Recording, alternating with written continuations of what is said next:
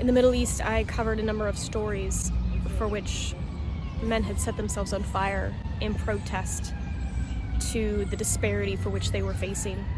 The Arab Spring started out as a self-immolation with a man in Tunisia, and our military right now is supporting the fourth largest military in the world to commit genocide. Bushnell has called us in. His last words were the outcry of Free Palestine.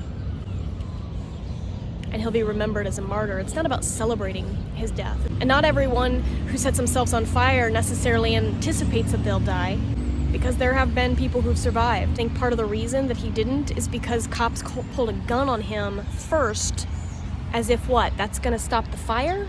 You don't pull your gun when you see a fire.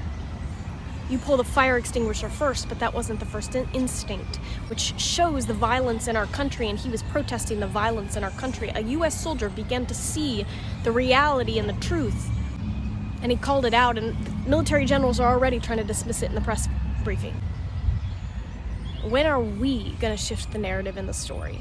It's about honoring the purpose of his death. When will we become the fire? When will we stop the violence? And I think it's a huge message for white people in particular, who still don't understand the language of liberation.